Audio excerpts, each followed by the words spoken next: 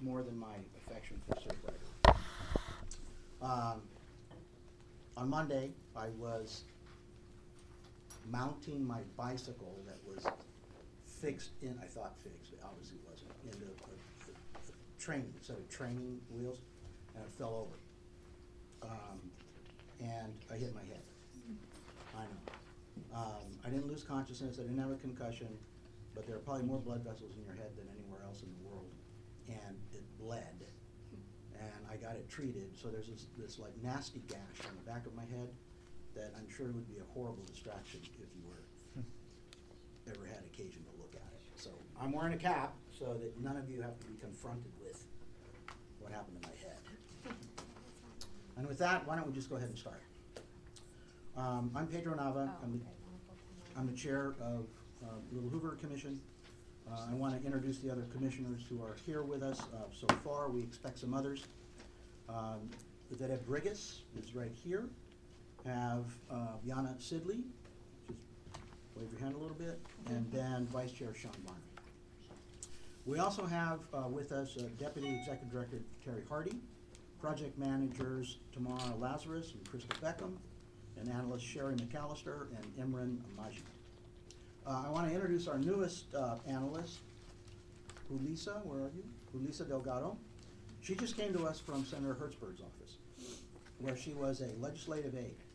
Previously, she worked for Senator Boxer and former Assembly Member Roger Dickinson.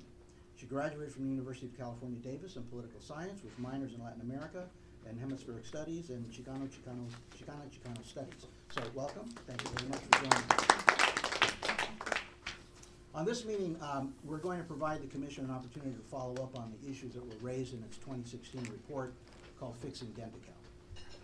We're particularly interested in learning about progress made to expand access to dental care, particularly for the millions of California children served by the state's Denti-Cal program and the efforts to streamline and automate enrollment for dentists.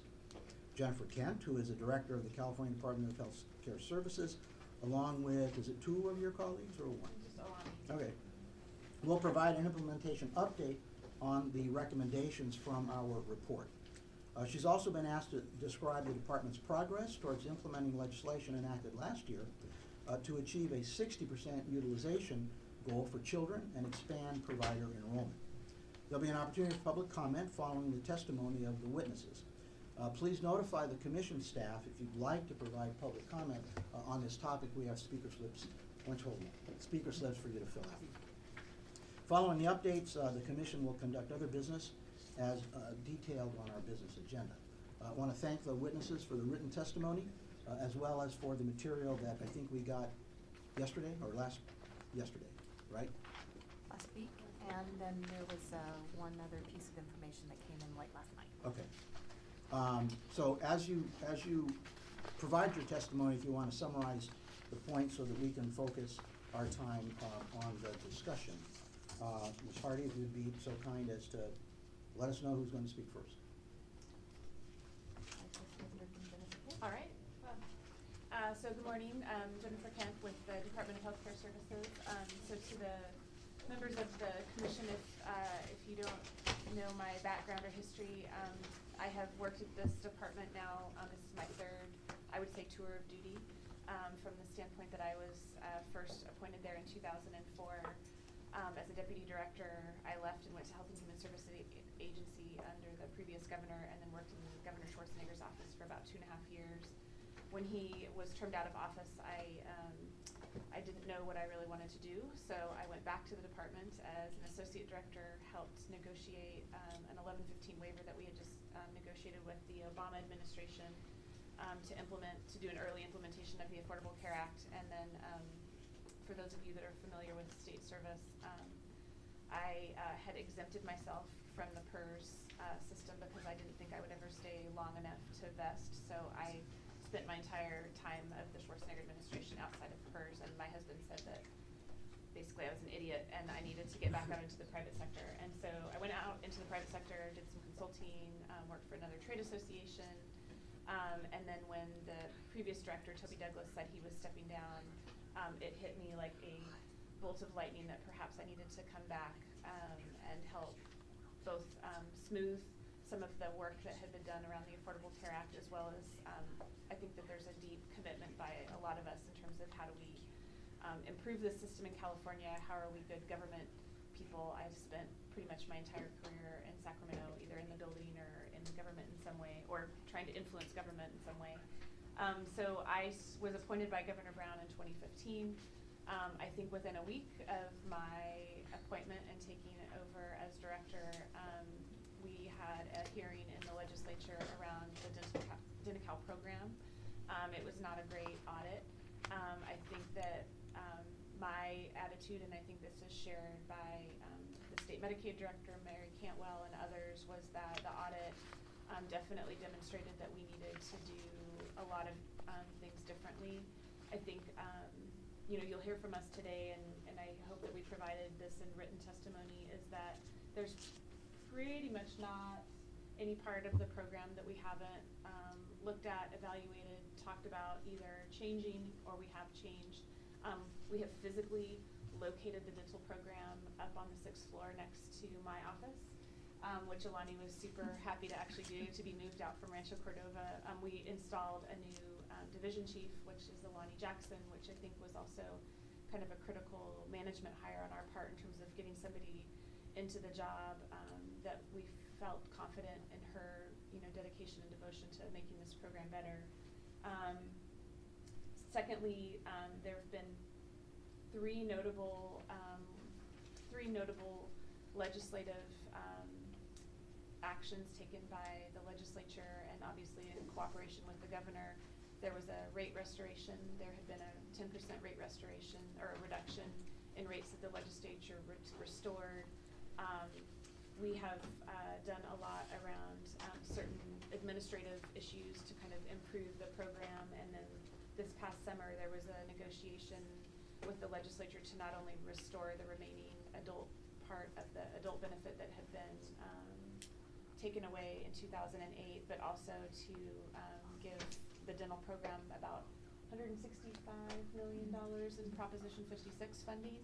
So there have been a lot of things that we have done to try to improve the program, and so I think we sit here today not to tell you that it's 100% better, but certainly to tell you that we think it's going in the right direction and that we're pleased with the progress that's been made.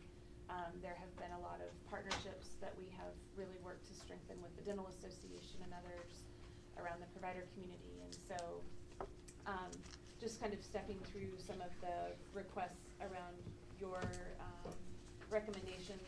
I know that one of the first things, and it's fairly complicated, we have an 1115 Medicaid waiver, and so for folks that are not familiar with Medicaid, a waiver from a state to the federal government is essentially us approaching the federal government and saying that we have a story that we want to tell the federal government, and in showing them something new or doing something different, they agree to give us federal dollars to do that activity, but in exchange we are waiving certain rules in the Medicaid program, or they're allowing us to spend money on something that is not traditionally a Medicaid benefit. We negotiated a new 1115 waiver back in 2015, and one of the many items that we were negotiating with the federal government was around some of the funding that we wanted to keep in the state, and it works out to about $750 million over the 5 years of the waiver, and we were given a couple of choices as to how we wanted to keep that funding and what we wanted to use it for, and we selected the dental program. And so the first thing that I can speak to really is the Dental Transformation Initiative. So this is in our 1115 waiver. So this is a big contract that we have with the federal government. And what we said to them was, we want to do a lot of different things in our dental program. We think that we need to make some investments. We want to be able to use this federal money to show you that by doing these things differently that we can improve the dental program. And so DTI is exclusively focused on children, so 0 to 20. There are 4 main components of the Dental Transformation Initiative, and so the detail, and I'm happy to just answer questions around it, are really around incentivizing providers that continue to provide services in the state based on a certain set of preventive codes that we've said that we will attach additional funding to. there's a caries risk prevention program that has been developed where we worked very closely with the Dental Association to do provider education, and then for providers that are kind of using that prevention program in demonstrated counties where there's been a significant indication of trouble, they receive supplemental payments. There are continuity of care payments that are attached to providers that continue to see people on a continuous basis. So I think one of the things that we're trying to build in the dental program is that you really want to identify a provider and you want to continue going to that provider so that they know you, that they recognize you and your family, that they are familiar with your specific health or dental issues, and so you're trying to build like a relationship between the provider and the client. And then lastly, I think what is the most kind of innovative part of the Dental Transformation Initiative is the local dental pilot projects. So these are 15 across the state. We had 30 applicants, thereabouts, and we chose 15 of them. And so these pilot projects have come to us and said, here's what we want to do differently. So one of them is University of Los Angeles. There's several First 5 commissions throughout the state that have said we want to do virtual dental homes, or we want to work with community workers that are not necessarily licensed but are good at working with disaffected communities to help them understand what benefits are available to them, to help coordinate care, to make sure that they know that there's certain importance around either fluoride or preventive care, or how early should you be bringing your child to see a dentist. And so these local dental pilot programs, none of them are the same. We specifically chose them based on what we felt was either unique or interesting about their application. And in the documents you can see, each of them have different amounts of funding tied to what their application is. At the end of the 5 years with the federal government, and this waiver expires in 2020, there will be a series of evaluations that have to be done, because essentially, you know, when you go to the federal government and say, I want to use, and the total waiver for the Medi-Cal 2020 waiver is over $10 billion, so dental's only $750 million.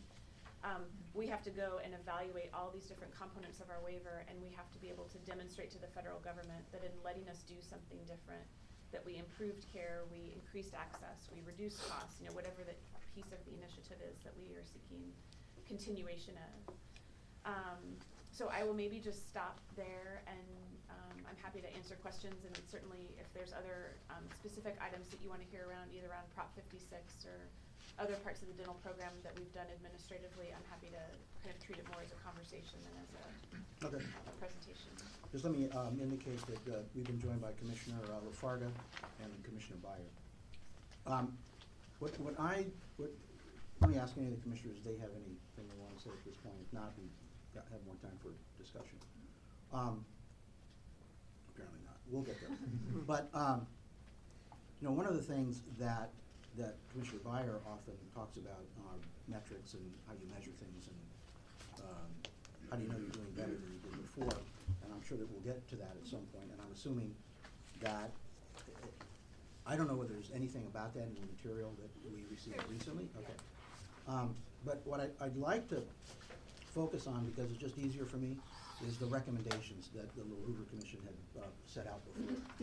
And the first one, you know, we had talked about a 66%, but the legislature settled on a 60% target for kids who were eligible. And if I read your response correctly, or one of the responses correctly, you make reference to 47.84% by 2020. Is that okay? So, can you explain to us the difference between 60%, which was in the statute, and 47%, which is what you've identified here? Sure, and I'll let Alani speak to this as well. So the 47.84 is what we have told the federal government for use around the Dental Transformation Initiative funding, that we intend to increase certain preventive dental services or preventive dental services for kids 10 percentage points over the course of the waiver. But couldn't that be services for kids that are already enrolled, or are those new kids? It's for all Oh. children. Mhm. So So it's not really an increase of membership. No, it's not about membership. It's about for whoever is eligible for Right. care in the program, and there's about 5.6 million children in Medi-Cal today. Right. That How many we- are eligible? That's 5.6 million children. Mhm. That are eligible or that are enrolled? Both. If you're enrolled in Medi-Cal, you're eligible for services. Got it, okay. So we have about, the total average 0 to 20 is 37.84 when we kind of did the snapshot of utilization. Right. And we said we want to increase it by 10 percentage points. And so there's certainly a document in your materials that we gave you around the participation report comparing 2014 to 2016. And like I said, we have gone up 3.3% since we started, and I think that's where we also break it down into age groups, and you can see that each age group has different levels of utilization, and the average was 37, and we want to increase it to 47. Mhm. But that's kind of been the focus. I think the legislature, we don't disagree that 60% is a great number, but we also felt that to increase by 10 percentage points over that large of a population, that consistently we felt was a particularly both meaningful metric, and it's gonna be hard to even hit that. And so I think that we, for the purposes of the federal waiver, said 10 percentage points, and this is how we're doing in this Can you talk- document. I would just love to hear about that, like, it's gonna be hard to hit that. What are the critical factors that you would assess that, like, what makes 10% hard versus 20%? I think what you will hear from the dental provider community, and we don't have a great answer for this as well, is the no-show rate around dental visits is extraordinarily high in this population. So Medi-Cal is not a homogeneous population by any stretch. I have 14 million beneficiaries, give or take, in Medi-Cal. They are a mix of elderly, disabled, low income, different ethnic populations, different cultural situations, different access in terms of geography, depending on who they are and what they're doing and what age they are. So what's the no-show rate? About 50%. If I So like could once they book an appointment, 50% don't show up. That's correct. So if I could respond. Sure. So I'm the chairman of the board of a federally qualified health center in Oakland. Mhm. Our no-show rate, half of our patient population are people who are homeless. Mhm. Was about 35%. Mhm. So I hear what you're saying. Mhm. Today it's 17%. Mhm. Because we took aggressive steps to notify people about their appointments. Mhm. And we weren't even doing, I think, the best job we could. We were just calling people on the phone. And there are other techniques in terms of text messages and a whole series of other outreach efforts that can reduce this. So I guess I'd like to know more about what the plan is on no-show rates, because Sure. I hear what you're saying about why it's 50. Yeah. But what I don't hear is how realistic is it to think that you can get it to 20%? Yeah. So I think there's a couple things, and this isn't in the materials, and Alani, kick me if there's something I need to add in here. Through a different process that we're working on in the department around transportation, I think one of the things that you will both hear from providers, and this is what we suspect, is that transportation, especially for working parents or for parents that may or may not have reliable automobile transportation in and of itself, we have recently required our health plans to begin providing non-medical transportation for any doctor's appointment, and this includes dental, CCS, which is California Children's Services appointments, specialty mental health.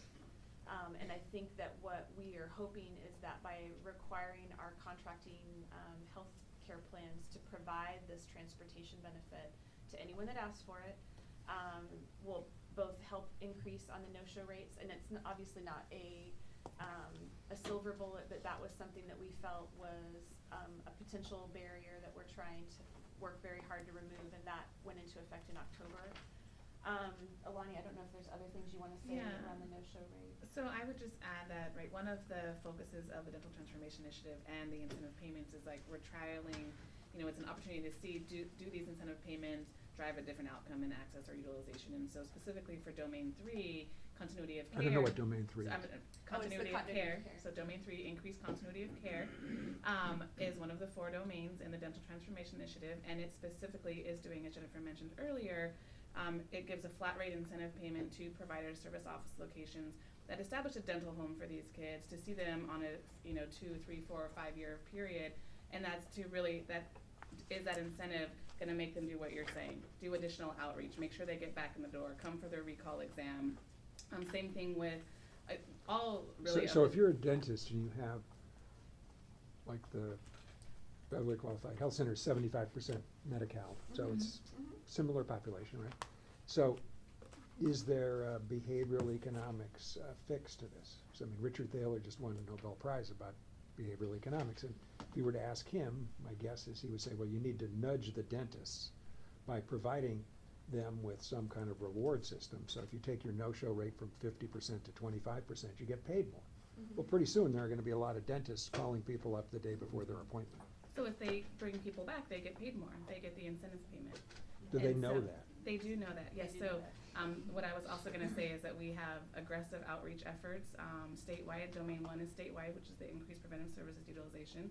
Domain 2, the Caries Risk Assessment of Disease Management, is in 11 pilot counties. There's aggressive outreach both from our fiscal intermediary and professional societies outreaching directly to service office locations and providers, both to increase participation as well as make sure that they're aware.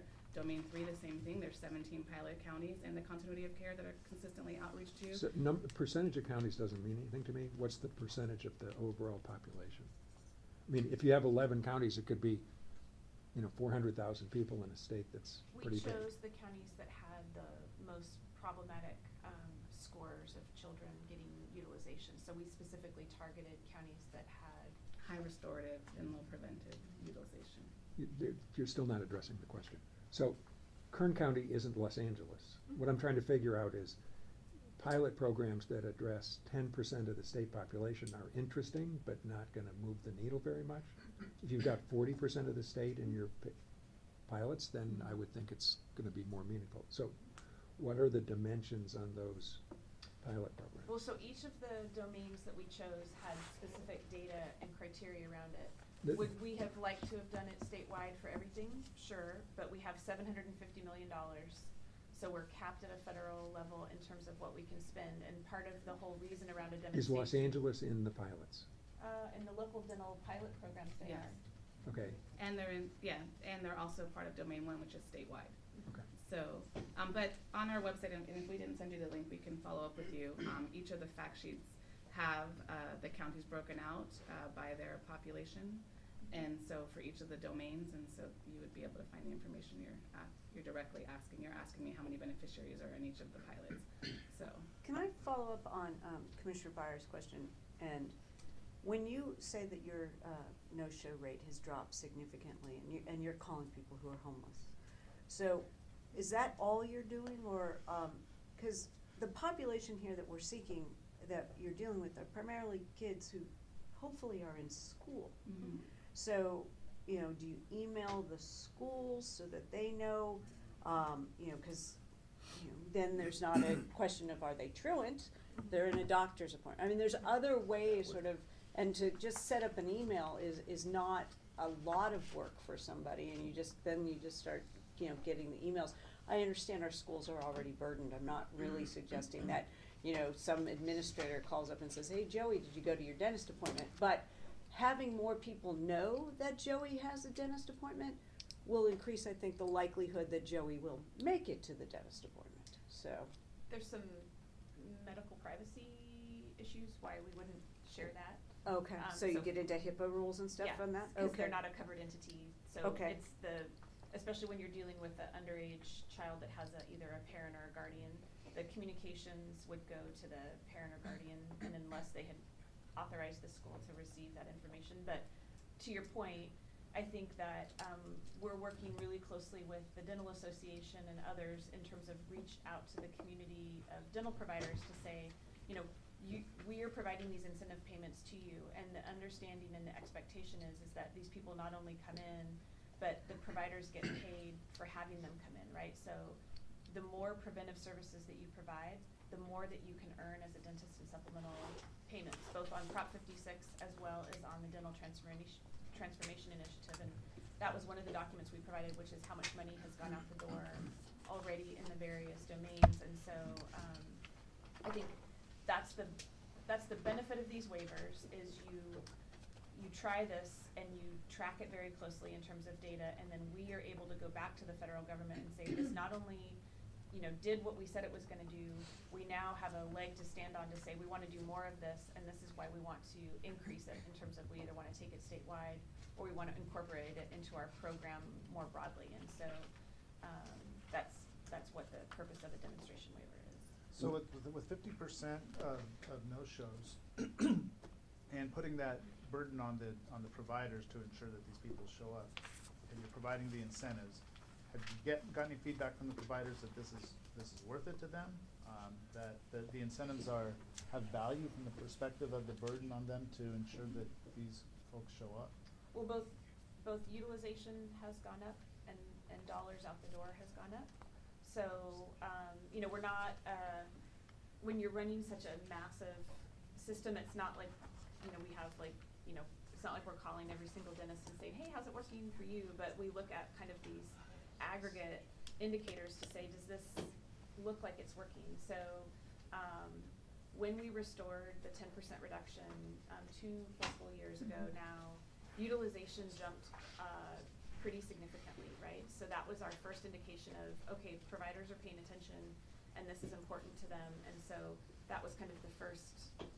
What is a significant jump? Like what would be a significant in your world? I can't remember what the actual number Or just like the range, like percentage points? Yeah, it was adult and child. Yeah. So I think it jumped by at least several 100,000 visits. So in a 14 million. I'm just trying to understand like what's significant. Right. in Well, moving yes, it, yeah, exactly. Sorry. Significant to us is like several 100,000 individuals in a 14 million member program. When you take it across the entire population, it's probably about 1% or 2% in terms of utilization increase. Sorry for interrupting. So if I can go back to Commissioner Varner's question.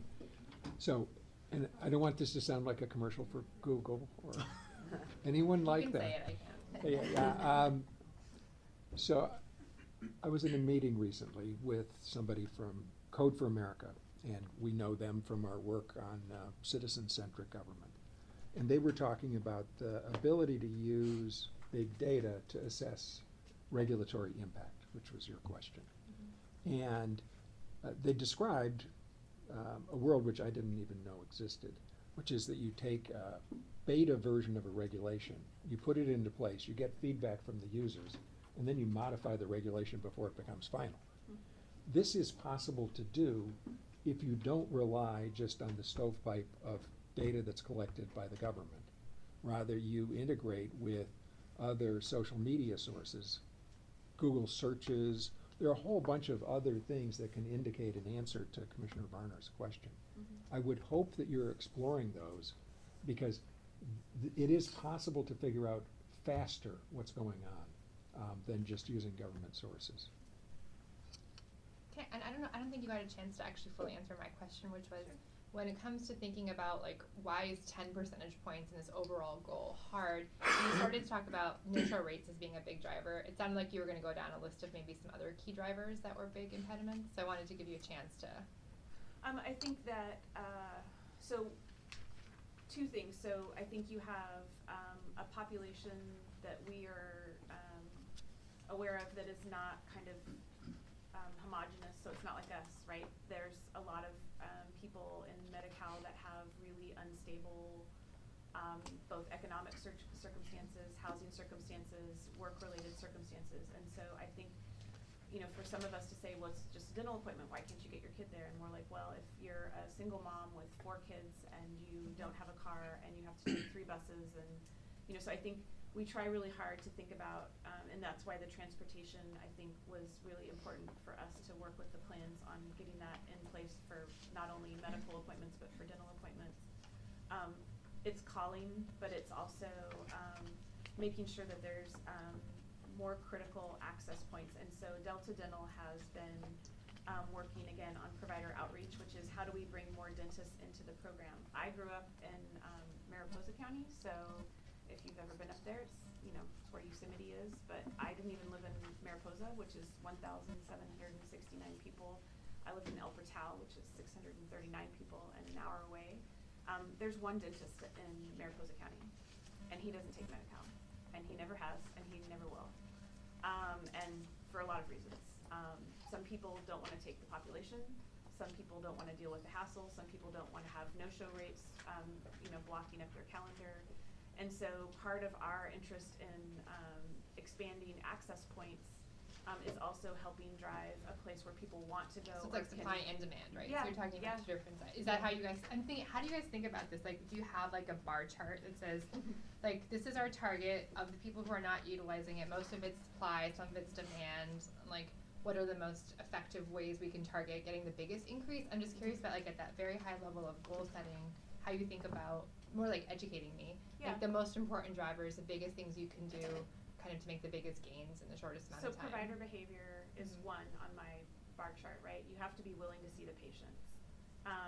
And in some cases, you have to be willing to see the patients in a time that's more accommodating to their schedules, so weekends, evenings.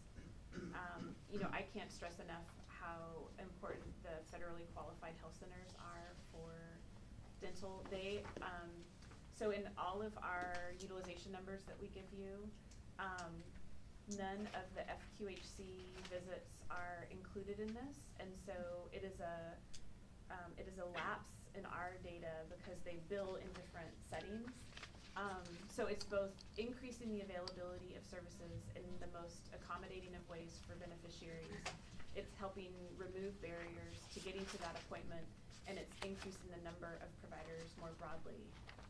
And then obviously training beneficiaries to both make their appointment and to recognize that getting their children regular periodic care and not just going in when the child has a toothache or a complaint. It's, you know, it's regular, it's consistent, it's early, it's prevention. And so it's kind of a three-part triangle. The piece of our triangle that we tried really hard also to work on that I hadn't really spoken to was we heard from providers pretty clearly that they hated our bureaucracy. And so we worked to shorten the application. We are working to then put that application onto an electronic portal so that they don't have to do a paper-based application. This is not just for dental, this is for all of our providers in Medi-Cal. And then we have kind of a continuous process where we look at our requirements around how they practice in terms of, do you have to submit a treatment authorization request to us, or can you just provide the service, bill for it, and if we need to look at you later on from an audit perspective. And so we've kind of been in that continuous evolution of how do we make sure that providers are happier in providing the care and doing it in a way that is both good for the beneficiary as well as for the program. And then from the Benny side, part of the outreach that our Delta Dental, our current fiscal intermediary, also does, we do beneficiary outreach and education too. So there's a provider outreach, and then there's also beneficiary outreach and education. And so part of that, there's, I believe, 23 counties that are below, I think it's 43% utilization for annual dental visit. And so they are required to outreach to those 23 counties and specifically the beneficiaries, and we do tend to focus on kids. And so through that, they do a number of different campaigns, but we've done the 0 to 3 campaign in which they looked at the population of 0 to 3 beneficiaries who had not previously accessed services in a 12-month period, then conducted outreach through phone calls, robodials, mailers, and the return on investment on that was that there was 38% of those beneficiaries who had not previously accessed then entered and received, made an appointment and received treatment. And so we do look at focused outreach to Benny's in definitely underutilizing counties. And so the headline, back to Pedro's question of like 10 percentage points seems the right goal for you because it's really hard to change this behavior. Yeah. And it is. or like and Yeah, so when I entered just asking, the like, dental about- program in April of 2015, highlight too hot, it's a great time to enter. There's CMS has Oral Health 2020 goals, and so That's Federal Centers for Medicare and Medicaid sorry. Services. And so they had given every state a goal to hit over a 5-year period. And that time period, their goal was 10 percentage point. California didn't move more than maybe 8 percentage point. And so 8 percentage points? yeah, so from One. 2010 to 2015, it actual time is when it dipped as well during those 5 years. And so we have seen, And how did other we're not, states do? I was gonna say, we're not unique. There are a number, all states are posted on their website. I can send the link. Yeah. There's a chart that CMS put out. And so we were not unique in that. Some obviously performed better than us, and some performed far What was worse. like the best? I'm just throwing like benchmarks, because I think, Yeah, I think we're trying I'm to not understand like sure. why this original goal was so, that you're saying it wasn't the right goal. Mhm. So I'm just really trying to get to like, what is the rationale for why it wasn't the right goal, and like, what do we know? I think Yeah. we can send something else, but I also think this goal is also higher than commercial utilization can reach. Commercial does not have this high of a utilization rate either, and so that's What do you mean by that? People with private dental insurance. So when we say commercial, it means non-Medicaid population. So, but dental insurance, not health insurance? dental insurance. And so fewer than 20% of the people who have dental insurance use dental care? We're saying that there's not a 60% utilization for the commercially dentally insured population. When, I don't wanna interrupt. No, I was trying to get back to your point, so, Yep. yeah. But when SB 1098 was working its way through Canel's bill, so were you involved with it? Was the I department think- involved? Yes, I mean, from the standpoint that we work as an administration with members of the legislature when they have bills on a technical assistance basis, so it wasn't, you know, Wasn't a surprise? no. Right. So when you saw that it was working towards a 60%, what did you articulate to the committees and to the author about the unreasonableness of that number? I don't know that we said it was unreasonable. I think that we had indicated that the waiver, that we had a 10 percentage point increase, and that we felt that 60 was over our capability to reach in 5 years. I don't think that we wanted to then say I mean, anyone, would we like to hit 60? We would, but from a practical standpoint, we are working really hard to hit 10 percentage points. Ultimately, would we like to get that higher than 47.84%? Yes, but I think there's a natural both tension and expectation by the legislature, which is we want you to go higher than what you've set for yourself, and so I think that we respected his position in that, and I don't think that we had a lot of really clear dialogue around that, but it's not a bad goal. Well, It's I mean, just, we don't just- know that we can hit it. Yeah, I just wanna, because if you look at what happened with 1098 establishing the 60%, it came off of the Senate floor with not a single no vote. Very few pieces of legislation do that. So it had 39 yes votes. On the Assembly floor, it came off the floor with 79 votes. Almost nothing ever gets that kind of support. And then it seems to me that if the governor, who ultimately signed it, was of the impression that that was an unreasonable burden to place on your department, he wouldn't have signed it. But he signed it. So I guess what I'm trying to figure out is, what do you articulate to the legislature when you finish your report about how you're gonna get to 60 when you are looking at a 10% increase as what it is you can do?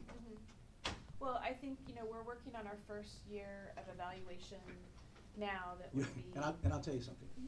The foremost obscene words in legislative language are "we're working on it." It really is. And from the time that I was in the building to the time that I've served on this commission, I get anxious when I hear "we're working on it." Because I think in some instances, you may be working on it. Agencies may be working on it. But more often than not, that really is a place to go when you're talking about the process being so complicated, so convoluted, that we're not sure we're gonna get there. So I think what you're gonna hear from this commission is when you say we're working on it, we're gonna want to see some indication that you have projections that are gonna get you to the goal of 60. Otherwise, what all these members did was an utter waste of time. Well, and I I wouldn't agree with that statement because I don't think members have wasted any of the time that they've done on several of the bills that have been passed and signed.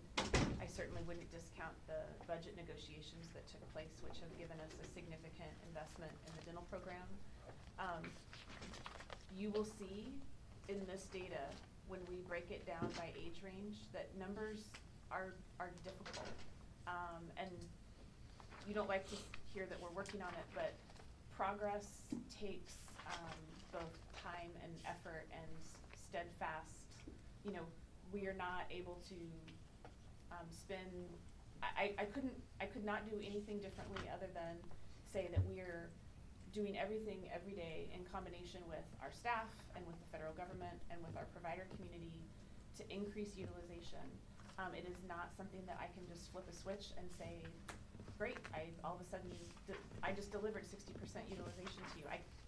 I'm not that person. So if you were to have a stretch goal, so like, and we have this, maybe it's a super businessy tech thing, but like, we have stretch goals, then we have goals that are like probably unattainable, but like maybe if you go work crazy, you can get there. Like, as a leader, how do you think about setting the goals and what, like, regardless of the law that was passed and expectations, like, how are you thinking about setting, like, what is that goal? What is that aspirational goal? And what is your, like, realistic goal? I'm curious how you think about, like, what would you set as the goal that is then the motivating goal that's getting everyone to work a little harder or move toward that? I would say if we got between 50 and 55, I By? think we would probably need another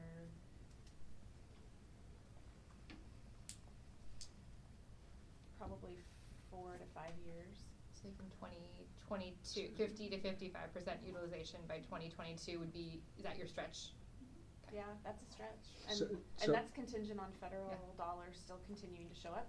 We haven't even had a conversation around what happens if the federal government changes Medicaid. So, you know, We're I just don't- gonna deal with the situation we have, but let Yeah, me go to so- Pedro's, the chairman's observation. Pedro's fine. A suggestion for you guys, as you go before the legislature, if you said the following: we're going to get to 47%, 48%, but we could get closer to 60 if the really smart initiative that you've undertaken on transportation is taken up at a rate of 80% as opposed to what we project of 50, whatever the numbers are. And if we can get the providers using the incentive program that we've put in place to pay them more, if they reduce their no-show rate from 50% to 25%, we'll do a lot better. Then you've got a plan to get towards where the legislature wants to go, as opposed to, here's our plan, because it sounds like we have, I know you don't agree with this, but low expectations and no plan to get beyond the low expectations. And because you're going to be in a defensive posture against people who go sort of down the logic train that the chairman outlined. Because I think you actually do have a way forward. And you've I don't outlined it, disagree. but it requires people other than yourselves to behave differently. So you can put out the incentives to providers, but if the dental community doesn't improve the no-show rate, that's not your fault, because you put the program in place. And the same is true on transportation. So I think that's where the chairman's trying to go. You have something. Yeah, so you talked about beneficiary outreach, and obviously this transportation issue would be part of that beneficiary outreach, letting the patient know that they have this opportunity. Who's doing that outreach? I was unclear when you made the comment. So we have 22 contracting Medi-Cal managed care plans throughout the state. So in, like in Los Angeles County, it's LA Care and HealthNet are the two primary contracting plans. HealthNet probably has 1.2 million, and LA Care probably has over 2 million members in Los Angeles County alone. So the plans are responsible for both letting the beneficiaries know, and we obviously sit and have oversight and approval authority of their beneficiary notices, their contracts, their evidence of coverage documents, their beneficiary handbooks. These are specific contract amendments that are being made with the plans. We approve them.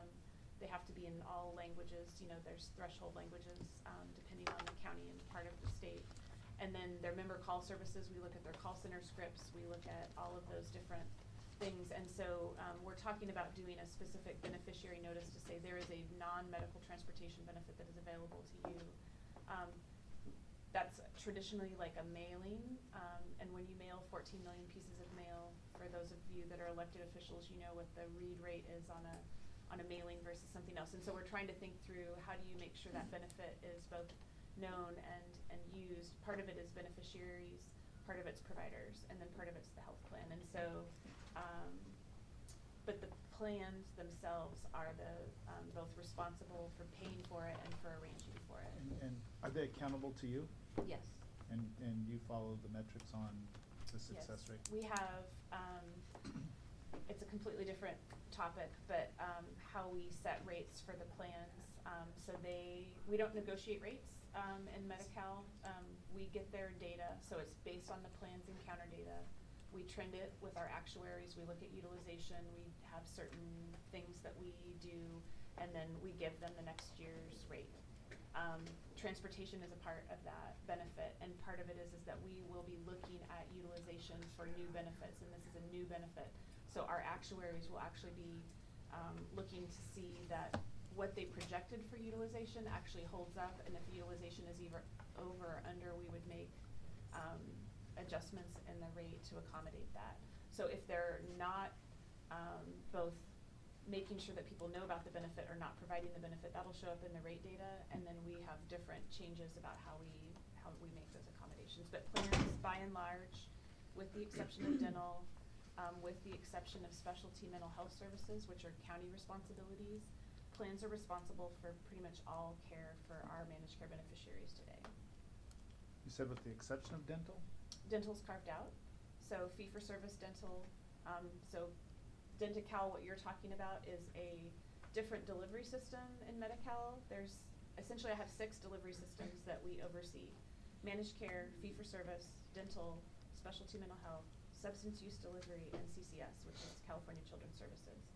So I got 6 main delivery systems that we work with. And But we're talking dental's about, it's yeah, but we're separate. talking about Denti-Cal here today, and so what I was asking is the beneficiary outreach, who's responsible for the outreach to the dental patients? Managed care plans. And then And I- they're accountable to you? Yes. Okay. So in LA, it'd be LA Care and Health Net. Yep. Specific to transportation. Yep, specific to Yeah. transportation. So I get the box checking exercise of looking at the plans and reading the scripts. How about challenging people to use different approaches and doing an A/B switch experiment, where instead of mail, you use text.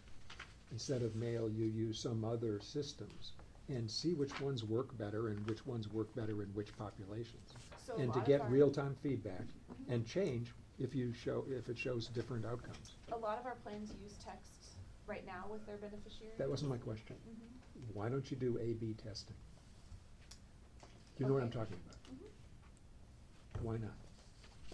We will take that under consideration, please. That's like studying it. Is that when I haven't had a chance to read this? It's very fascinating, the list of pilot programs. Did you would A/B testing be a method that some of your pilot participants are using for some of their not so much harder to do in this? Yeah, I think, yes, I think it sounds fabulous. I think when you try to, again, you drop things down to different layers of detail, and so then the next question would be, well, do you have cell phone and text numbers for beneficiaries? That's not part of what we retain at the state level, right? We find people eligible for the program, they apply for the program. That's not a data element that we capture. So it's, again, I don't disagree that it's a great idea, but it's a practical, how would we implement that? How would we administer it? You know, what's the accuracy of the information that we have, and then who would be tracking it and using it? And so a lot of our plans do text, but again, there's a lot of rules around, you know, when you provide certain pieces of data, does the plan have the authority to do something that is not directly related to their medical care? I mean, again, it's a pretty legally challenging environment for us to work in, and so it's not like the private sector where, you know, I would love to do a lot of different things, but I have state rules, federal rules, and just kind of some practical logistics of a 14 million member program. So you're not allowed to put request for cell phone on your application? It's not, no. So there are optional things that beneficiaries, when they apply for Medi-Cal, can optionally decide to tell us about themselves. And it's basically ethnicity and how they identify themselves, meaning from a sexual orientation standpoint. And that required 2.5 years to get the federal government to allow us to put those questions at the back of the application. And they don't have to answer them if they don't want to. But request for a phone number is something you'd have to go through the federal government to put on the application, is that what you? We have to get we have an application approval process through the federal government, and it's not related directly to eligibility. Address, yes. Phone number, they can provide it to us, but it's not part of the data field that goes into our data system, and so it's a hard element to capture accurately. But can your providers ask for it? Mm-hmm. Right. Which is why the plans text So their maybe, beneficiaries. maybe she can't ask for it, but she can tell the providers to get it. And then the providers use it because they have the confidentiality of the patient to engage in the testing that we're Correct. talking about here. Right, direct communication with their beneficiary on a related. So I understand that part of it as it relates to the state, but it's not an impediment as it relates to the people they contract with. I'm sure we could spend another 45 minutes on this. The last time that we met, I remember that there were conversations with dentists who were feeling frustrated about those that were interested in enrolling as provider care dentists with the length of time that it took to get an authorization. And my recollection was it was somewhere in the neighborhood of 9 months. Does that sound right to anybody else? The number of months it took, was it 6 to 9 months to get approved? Yeah, it was really bad compared to the private sector. So, how long does it take now? Is it any better now? We're seeing them in less than 30 days, and we're seeing it as a direct correlation to the streamlined provider application. Right, so now, because there was a change to it, if I'm a dentist and I want to participate, I can get enrolled and eligible for patients in a month. Correct. Well, that's a significant improvement. Mm-hmm.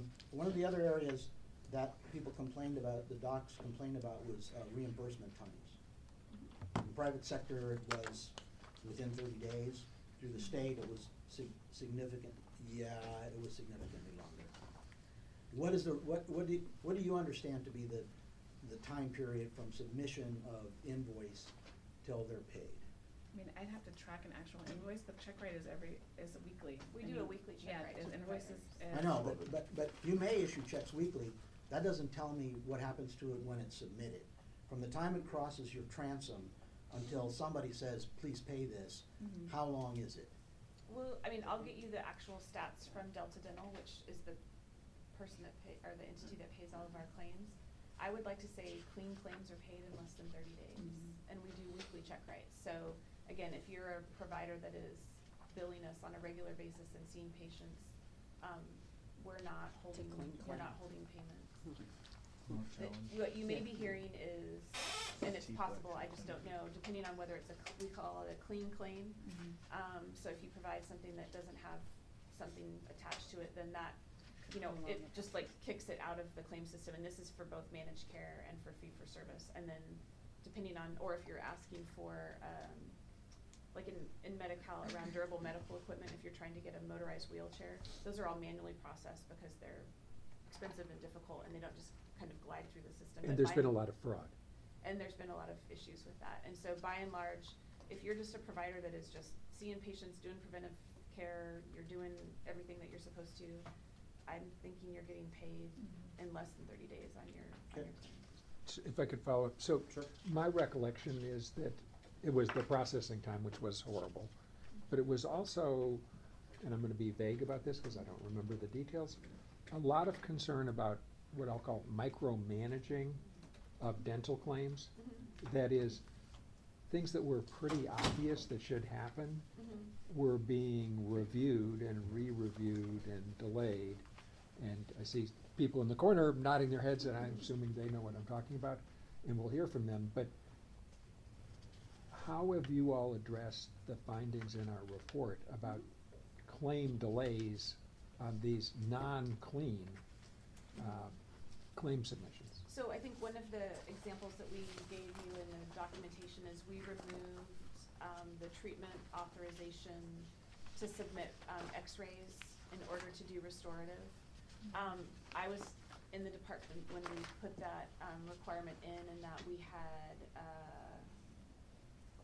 had multiple press reports of dentists, not just one dentist, but many dentists that were doing fillings on children on all their teeth, and they didn't have cavities. And so we put a process in to look at x-rays to make sure that they could demonstrate to us that they had cavities before they actually filled the tube.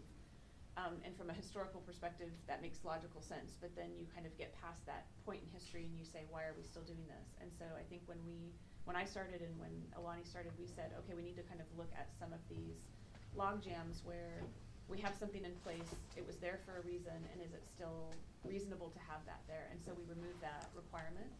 So our attitude is our analytics have gotten a lot more sophisticated, and so if we have a provider that is looking a little funny on the data, we'll just go look at that provider, we'll go pull charts out of their office and say, demonstrate to us that you have documented that these children needed that service, and do it on a more targeted basis. That's kind of the most clear example of where we have really tried to get out of the way of letting providers just provide care, and I think that's a pretty basic service that otherwise doesn't need to be looked at by us. think also- That's really great, and it's good progress, and so good for you. Mhm. So what other data analytic tools can you use to improve the relationship, if you will, with the providers? Because one of the things I think we've observed as a commission is that the legislature, the executive branch will tend to react appropriately to scandal. Not on my watch are we gonna do this, and so there's some abuse, and then the reaction or overreaction. And it seems like you guys have made good progress on using data analytics. But are there other steps that are gonna make it less bureaucratic, less cumbersome, with the goal of increasing participation rates by dental providers? So I think also as part of the provider outreach, our Delta Dental currently, they will either do it by webinar or come on site if provider offices, whether it's the staff or the providers themselves, have questions on how to bill, or like this came back, I don't understand it. They will like literally go on site and walk them step by step on how to submit things or why the processes are, as well as the manual criteria. If you're an enrolled provider in the Medi-Cal program, these are the administrative parameters you'd have to adhere to and why, and this is where you find them and how you do it. So there is a lot of hands-on education for billing the Medi-Cal dental program. So for example, the reason for the data analyst question. So if you're in a dental office, it's not the dentist submitting the claim, it's Yeah. somebody else in the Yes. office. Right. If you guys did analytics about the 5 leading reasons for rejections, my guess is one of them is gonna be inadequate documentation, and by a particular type of document. Then targeting the education for the in-dental office staff, saying, before you submit this claim, look at the following 4 fields or dimensions or whatever. The number of claim rejections go down. The providers, the dentists who don't understand most of this, will be happier, and therefore they'll tell their colleagues, it's not as bad as it used to be and you should sign up. So are But you you- using data analytics to figure out the So reason Delta for the Dental, friction? when they're starting to see a trend in things, and likely like claims as well, they suggest provider bulletins, and so then we work with them to write narrative for provider bulletins. The provider bulletins go out monthly. So Does the office staff read provider bulletins? Do you know that, and how? Because we get questions, or we all of a sudden see a change in behavior. I mean, from a rate perspective, if I put a rate increase in a provider bulletin, you can bet your bottom dollar that they read that, because they're now calling us saying, where's our Prop 56 supplemental payments? And we're saying, they know. They don't read everything, and I don't expect dentists to read any more than I expect physicians to, but I think we have a lot of technical assistance that we expect from our fiscal intermediary to work with dental staff. And this comes back to also, I think, an improved relationship with the Dental Association, which is the predominant organization that communicates with dentists, and so we also work with them pretty closely on if they're hearing something from their providers. There has been some, and this is a different issue, but around general anesthesia for dental procedures, we've worked really closely with CDA on educating dentists around how they bill for procedures under general anesthesia and when that's appropriate. And obviously the legislature's had a different issue around general anesthesia in children, but that's how we communicate how to bill, what to do, when to seek, when to have documentation around those types of procedures. And by and large, I don't think you get a lot of hangups in the broad billing of most procedures. Thank you. We had set aside an hour for this, so just want to make sure commissioners have other questions that they want to ask. Were there speaker slips turned in on this topic or no? Yes or no? I think yes. Well, so why don't we hear from a couple of speakers, and that may actually prompt some questions. Thanks. Actually, why don't we hear from one? Mm-hmm. Rhonda Gonzalez? Yes. Mm-hmm. All right, so I made lots of little points, so. Why don't you come up so we can come see. on up. Yeah, let's see who you are. Thank you for having me here, and thanks for allowing You're public welcome. comment. I am, goodness, I wear many hats. So I work with the underserved. And when we talk about them not having the same needs as us, I would like to respectfully disagree. I had Medi-Cal. My kids had Medi-Cal. It was a disheartening experience to experience that. I had no access to care. I had to go to the hospital when my daughter was sick, and I was treated differently. So now that I'm working with the LDPP, we got Domain 4 in my community. I've taken it on hands-on, and we are working with providers. We're working with patients. I sat at a Denti-Cal billing seminar for 4 hours yesterday morning, and I'm here on behalf of those dentists. Because sitting in that Denti-Cal billing seminar, all they heard for 4 hours is, here's your adjudication code. You will be denied. This x-ray isn't this x-ray isn't that. In my community, we started out with 87 dentists 3 months ago. Out of 830 willing to take Denti-Cal, we've increased it nearly 30% to 112. We are the only packed out seminar yesterday, but they were walking out angry at Dr. Trevor Miller, who was representing Delta Dental, when all he said is deny, deny, deny. He mentioned nothing about DTI, nothing positive, nothing about we're here to help you. And he said, if you don't like it, take it to the state. So I said, I will be there tomorrow on behalf of all of my good friend dentists, because we don't want to deal with this. You told me it was going to be different. This isn't different. This is the same. We want to do prevention. So what is domain 1 of DTI? Do any of you guys know? It's to increase prevention by 2%.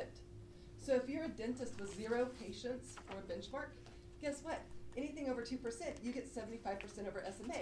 So a pro fee for a cleaning is $30. Now you get $22. That's great, but now your benchmark goes up.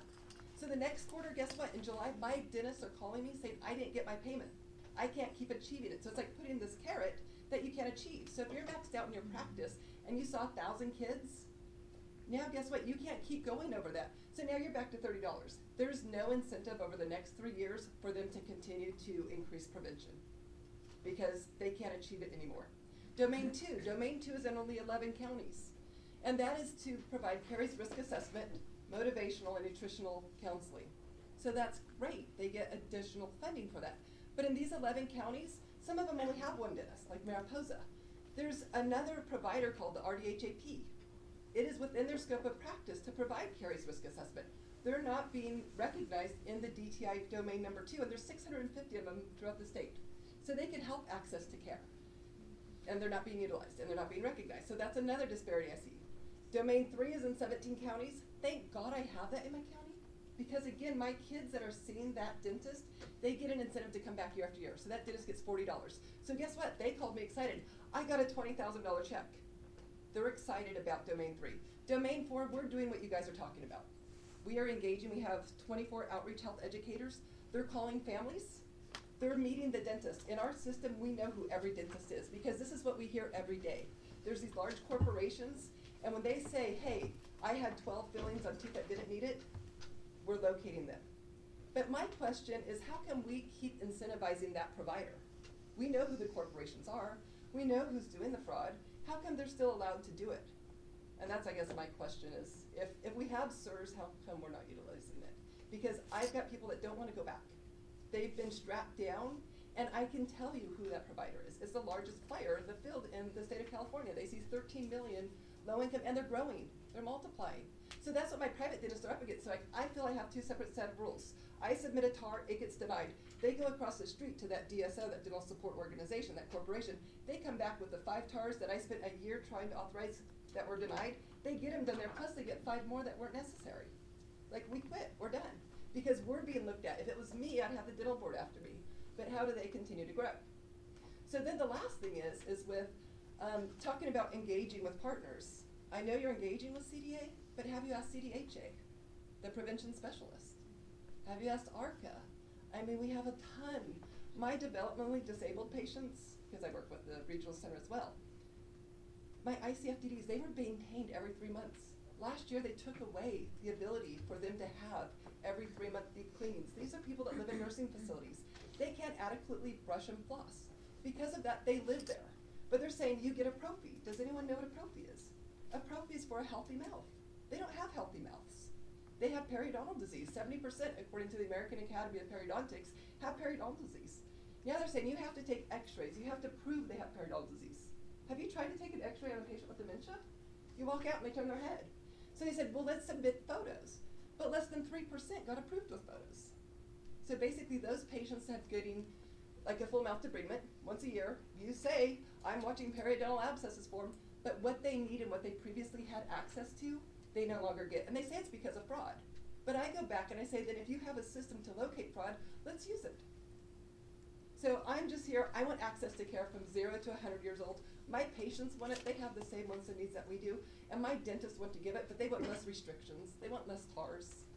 And the other workforce model, the mid-level provider, they want to be recognized in the system. Thank you. I'm sorry, I went over 5 minutes. Thank you. Ms. Gonzalez, you're from Fresno? I am from Fresno. Okay. That's no easy hike. Is this Daria McGrew? Yes. Okay, thank you. And you're with CDA? Yes. Hi, CDA has been vocal in the past about criticisms of the program, and we appreciate the attention being given to oral health. We would like to thank the department for the partnership in working on the DTI and administrative improvements. We agree that it is a slow, incremental move forward. We are optimistic about improvements in the program that have been made in the last couple of years. We have done a lot of outreach, as the director said, to involve providers in the DTI and taking another look at the program. We are also looking at other new incentives that are coming in the next year and how they will interplay with improvements from the DTI, such as the provider bump from Proposition 56 and the return of adult dental restoration.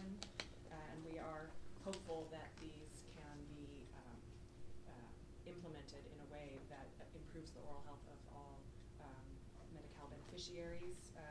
We believe that there's still a lot of progress that needs to be made, but are really optimistic about what is happening in the program.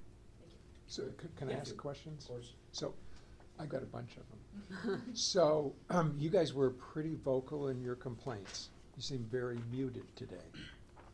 So the efforts on the application process, I assume that you were consulted on them, right? And are you happy that that's finished? We are pleased with the improvement. We look forward. It has been maybe 6 months, a year, yeah. And we have been getting data from the department on improvements and the change from significant reduction in time that it takes to Was get the chairman's recollection 9 months down to 30 days? Is that about right? something 6 to 9 months. I'm not Okay. sure Okay. of the details, So, but so that's good. that's a significant And improvement in the so administrative burden. on the, what is your view on the transportation question? The availability of a non-dental benefit as a way of driving up participation? I think if it's used, it will be very useful. I think transportation is sometimes a significant problem. it's a matter of, it will be a matter of the plans outreaching to beneficiaries to make sure that they know that that is an option to them. And I think that transportation, along with the other things together, there's no one silver bullet, but together they will hopefully nudge utilization up.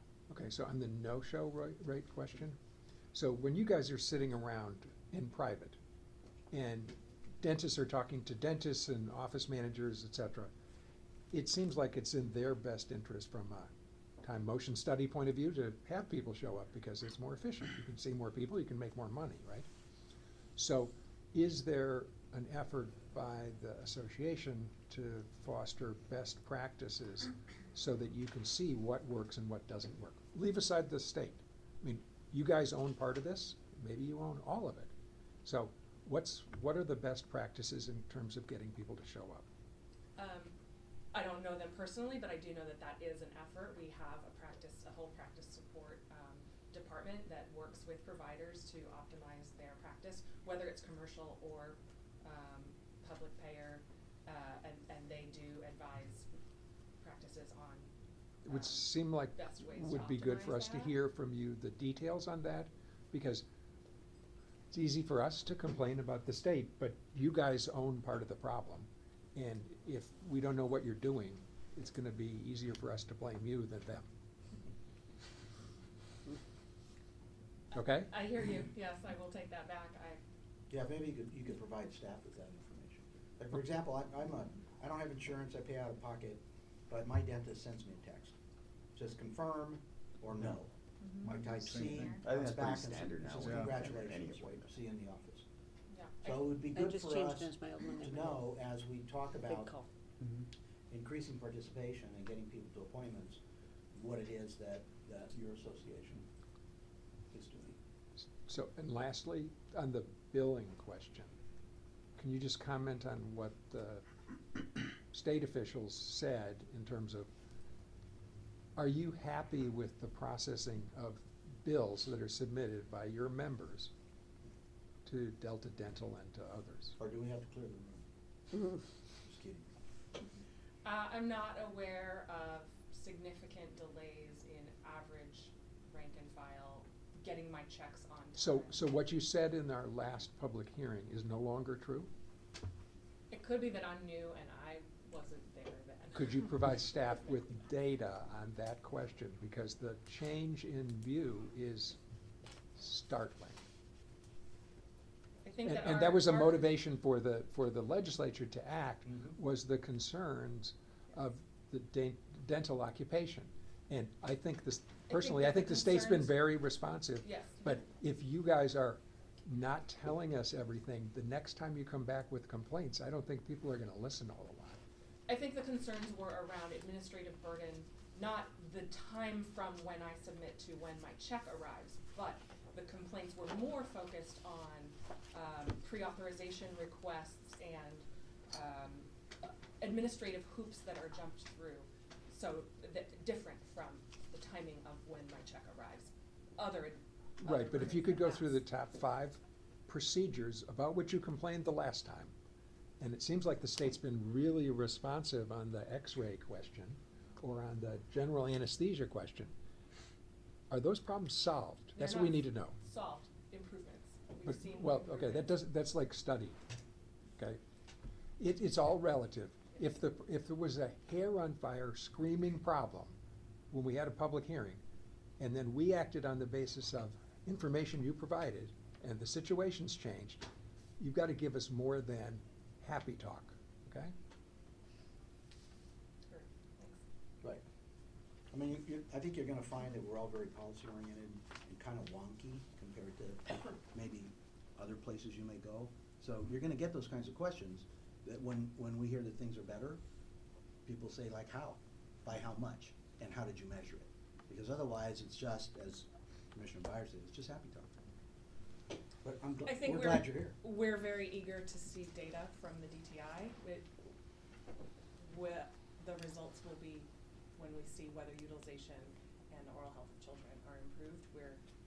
We acknowledge that the DTI is a multi-year experiment, and it's gonna take time to know whether all of the improvements in concert are making an improvement. But understand, part of our recommendations, and we didn't go through them all, and we're gonna conclude this pretty quickly here, but part of our recommendations were that the state needed to expand the kind of people and the number of people that it talked to in order to find out what the users or the customers were experiencing.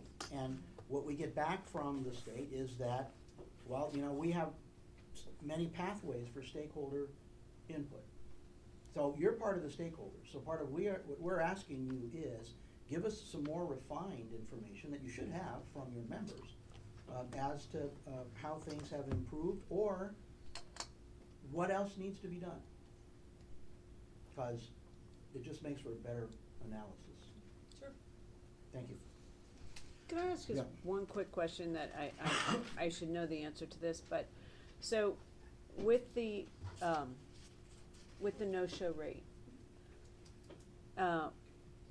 does a dentist get paid at all? Absolutely nothing. Okay, We only pay for services delivered. okay, so when my doctor calls and says, if you don't cancel within 24 hours, I'm still gonna charge you, that's just a private practice matter, that's not, okay, just wanted to know. Okay.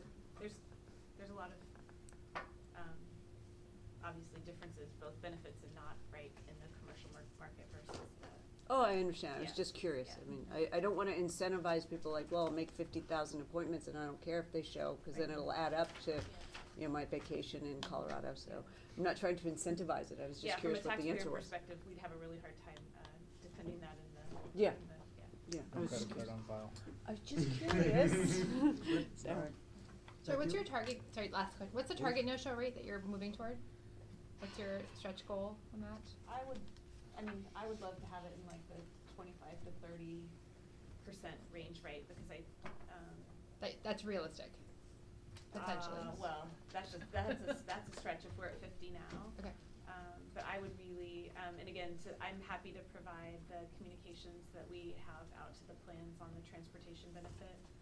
Again, that was done not because of dental, it was done for a lot of other analyses that we were doing, but there's so many different moving parts that we are interested to see what ultimately kind of shows up in terms of, you know, with this combination of both dental transformation initiative, Prop 56, transportation benefit, administrative changes. I mean, there are a lot of different things that I don't know that one particular thing is gonna be the silver bullet as was said, but again, getting the no-show rate down also, I think, helps the providers want to see other patients, right? You know, so if your no-show rate is kind of tracking with where your other lines of business are, you're not disincentivized to not hold those appointments open for those Medi-Cal beneficiaries. Thank you. Thank you very much. Not a problem, thank you.